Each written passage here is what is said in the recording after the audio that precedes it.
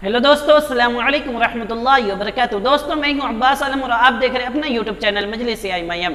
तो दोस्तों, जिस तरह के आप लोगों को मालूम होगा कि अभी सबसे ज़्यादा जो वायरल हो रहा है, सबसे ज़्यादा जो सुर्खियों में न्यूज़ों में है, और ख़ास तौर से इंडिया के जो हिंदी मीडिया दलाल मीडिया एंकर जो है, जो कि सबसे ज़्यादा जहर उगल रही है, उसी के बारे में आप लोगों को मालूम होगा कि जिस तरह के अभी कुछ दिन यानी 15 अगस्त को अफगानिस्तान में तालिबान ने कब्जा कर लिया। अफगानिस्तान के पूरा काबुल शहर पर पूरे अफगानिस्तान में तालिबान ने कब्जा कर लिया। उसी के बारे में तो आप लोगों को मालूम होगा कि जब से काबुल पे कब्जा किया है, यानी तालिबान जब से वहां पे आया है, तो उसी दिन से सबसे ज्यादा सुर्खियों में न्यूज़ एकदम चलते जा रहा है। तो उसी के बारे में हर एक लोगों ने उसके ऊपर अपना तबसरा किया, यानी अपना जायजा दिया। तो मीडिया वाले के सामने जिस तरह के हर एक लोगों ने अपना बात कही, हर एक लोगों ने जिस तरह के मौलाना अरशद मदनी और बड़े बड़े इंसान, बड़े बड़े शख्सियत जो है, और उसके बाद एक शफीकुर रहमान बर्क, इसी तरह उसके बाद जो भी उसके खिलाफ बोल रहा है, यानी कि अफगानिस्तान में तालिबान के सपोर्ट में बोल रहा है, उसको बस पुलिस केस मुकदमा दर्ज, यही हो रहा है हर एक के ऊपर। अभी ये एक शायर मुनव्वर राना जिसको मैंने कुछ पहले मैंने उसको घसीटा था अच्छी तरह से वीडियो में, तो उन्होंने कहा कि इंडिया के सपोर्ट में रहेगा ये तालिबान हिंदुस्तान का कुछ नहीं बिगाड़ेगा। जितना यानी कि गन जो है, जितने माल उनके पास, यानी कि जितना माल उनके पास नहीं है, उससे ज़्यादा तो हमारे देश में हिंदुओं के पास है। यही बात को लेकर उनके ऊपर केस हो गया। उसके बाद शफीकुर रहमान बर्क जो कि समाजवादी पार्टी के MP है, उन्होंने उसके ऊपर तबसरा किया, उन्होंने कुछ जायजा दिया, तो उनको देशद्रोही का कह दिया गया, उनके ऊपर मुकदमा दर्ज केस कर दिया गया। सोचो भाई ये क्या हो रहा है।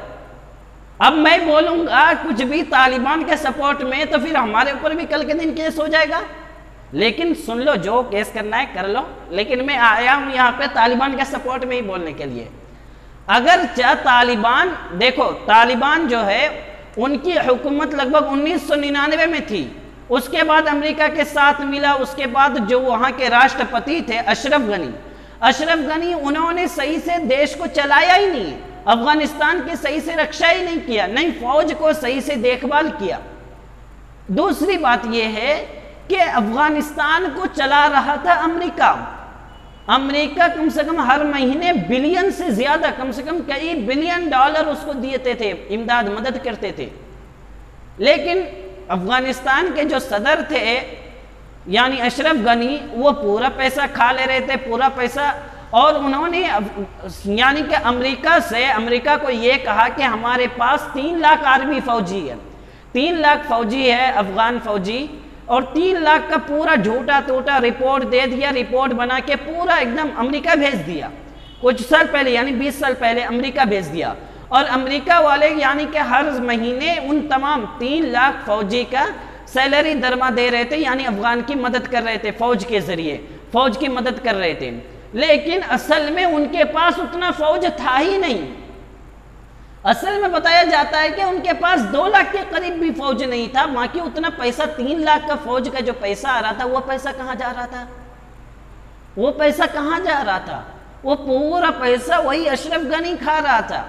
और दूसरी बात यानी कि जब 1999 में जब तालिबान की हुकूमत हट गई, उसके बाद अशरफ गनी की हुकूमत जो आई थी, तो उस वक्त इंडिया ने 3 बिलियन डॉलर मदद किया था।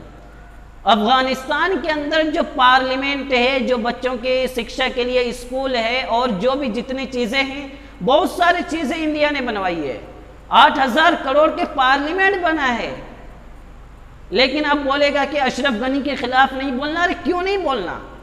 अशरफ गनी के खिलाफ नहीं बोलेंगे तो फिर किसके खिलाफ बोलेंगे? तालिबान के खिलाफ।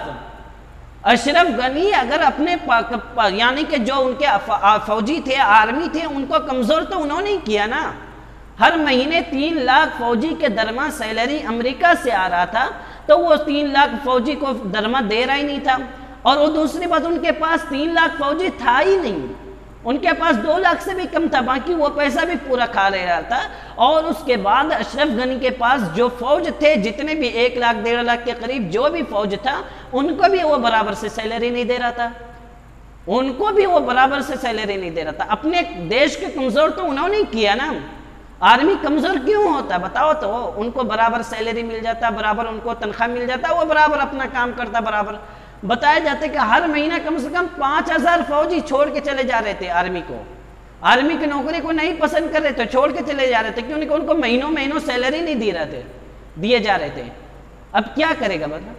पैसा आ रहा है बराबर, लेकिन पूरा अशरफ गनी खा रहा है, उसको कोई देखभाल नहीं, कोई उनका चेक करने वाला नहीं। दूसरी बात, अमेरिका से उनको यानी कि गन हथियार जो भी है, बम बारूद, वो भी भेजा जा रहा था, हर चीज उनको भेजा जा रहा था, लेकिन वो चीज अफगान के फौजी के पास नहीं पहुंच रहा था। वो कहां जा रहा था? अफगान के फौजी के पास नहीं पहुंच रहा था, वो बीच में ही लोग हाथ में यानी कि घोटाला कर दे रहा था। और जो पैसा भी आ रहा था वो भी बीच में घोटाला कर रहा था, आर्मी के पहुंचने से पहले बीच में घोटाला कर दिया जा रहा था। लेकिन उनके खिलाफ अशरफ गनी ने कोई एक्शन नहीं लिया। जो भी गन आ रहे थे, हथियार आ रहे थे, बम बारूद आ रहे थे, वो फौजी को पहुंच रहा ही नहीं था, जिसकी वजह से वो कैसे लड़ेगा भाई? हाथ से ही फाइटिंग करेगा? वो उधर से गन मारेगा, ये इधर से फाइटिंग करेगा क्या? बताओ तो। ये हाल हो रही थी। अब आखिरी बात, उनके पास गन पहुंच रहा नहीं था और वो गन बीच में घोटाला हो जा रहा था, और कुछ तालिबान भी लूट रहे होंगे, पता नहीं। तालिबान, मेरे ख्याल से मेरे को ऐसा डाउट हो रहा है कि अशरफ गनी पक्का तालिबान से मिला हुआ था, लेकिन वो अपनी इज्जत को बचाने के लिए, अपना देश को बचाने के लिए वो अपने आप को चुप था, खामोश था। क्यों नहीं कि पैसा आ रहा था, इतना पैसा के भी हिसाब नहीं दे रहे थे।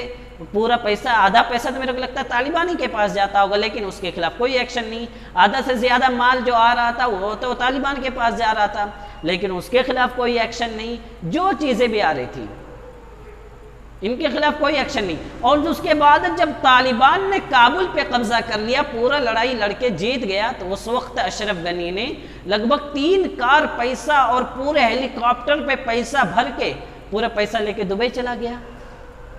हाँ, उसको तुर्किस्तान में नहीं रुकने दिया, अजबकिस्तान, सिर्किस्तान जो भी है, वहां पे नहीं उतरने दिया। सोचो वो किस तरह के इंसान थे। राष्ट्रपति थे भाई, राष्ट्रपति चोर हो जाएगा तो फिर कैसे चलेगा देश? कोई तालिबान के सपोर्ट में बोल रहा है तो उनको जेल दे रहा है। तो फिर हम कैसे बात करेंगे अशरफ गनी के सपोर्ट में? बताओ तो। अफगानिस्तान के फौजी के बारे में हम कैसे सपोर्ट करेंगे? कैसे बोलेंगे? हम बोलेंगे तो हमारे ऊपर पता नहीं कल वायरल हो जाएगा, फिर उसके बाद वो पहुंच जाएगा। बात यही है। वो भाग गया, फिर ओमान गया, ओमान से कहाँ कुवैत, यूएस गया, वहां से दुबई चला गया, यूएस दुबई में ही दुबई चला गया। आज वो आराम से दुबई पे बैठ के और वहाँ पे से फेसबुक पे लाइव आके कह रहा है कि अगर मैं वहाँ पे रहता काबुल में तो फिर और ज़्यादा इंसान मारे जाते। अरे भाई, तुम फौज को टाइट रखते, शुरू से ही उनको बराबर सैलरी देते, और भी लोगों को, जिस तरह हमारी इंडिया में लगभग रोज़ाना कम से कम लाखों बच्चों को, लाखों नौजवान को फौजी की ट्रेनिंग दी जाती है, लेकिन उनको कोई ज़रूरत नहीं है ट्रेनिंग देने की। बस जो था वो था, जो है वो है, उनको कोई रखवालना नहीं, देखभाल करने वाला नहीं। ये हाल थी। तो कब्जा करेगा क्यों नहीं भाई? इतना कमज़ोर फौज को बनाया वो अशरफ गनी ने ना। इंडिया ने थोड़ी ना बनाया, अमेरिका ने थोड़ी ना बनाया, नहीं बनाया, अशरफ गनी खुद उनके राष्ट्रपति ने बनाया। तो होगा ही इस तरह से। अब बोलने वाले पे केस मुकदमा दर्ज कर लो, दर्ज करने से क्या होगा भाई? हम तालिबान के सपोर्ट में बोलेंगे, तालिबान के साथ हैं और बिल्कुल रहेंगे। अब इस तरह बोलेंगे नहीं तो फिर किसके सपोर्ट में बोलेंगे? अफगानिस्तान के सपोर्ट में बोलेंगे। कैसे बोलेंगे? क्या बोलेंगे अफगानिस्तान के सपोर्ट में? तालिबान के फौज की तारीफ करेंगे ना, क्यों नहीं कि उन्होंने 20 साल लड़ने के बाद आज फिर से अपना मुकाम हासिल कर लिया। बिल्कुल यकीनन तालिबान एक अच्छी जमात है, एक अच्छी कौम है, एक अच्छा मजहब है। जो भी उनकी जमात है, सियासी हो या जो भी है दीनी, वो अपना इस्लामी ममालिक बनाना चाहता है, बिल्कुल बनाए। हम भी खुश हैं, इंशाअल्लाह हम भी दुआ करते हैं उनके लिए। बस मैं यही कहने के लिए आया था। ज़्यादा इस पर कोई गड़बड़ न करे, मीडिया वाले सुन लो पहले से ही। बस हम अपनी बात को यहीं पर ख़त्म करते हैं। मिलते हैं हम आपको इसी तरह नेक्स्ट वीडियो में। जब तक के लिए जय हिंद, जय भारत, तालिबान जिंदाबाद।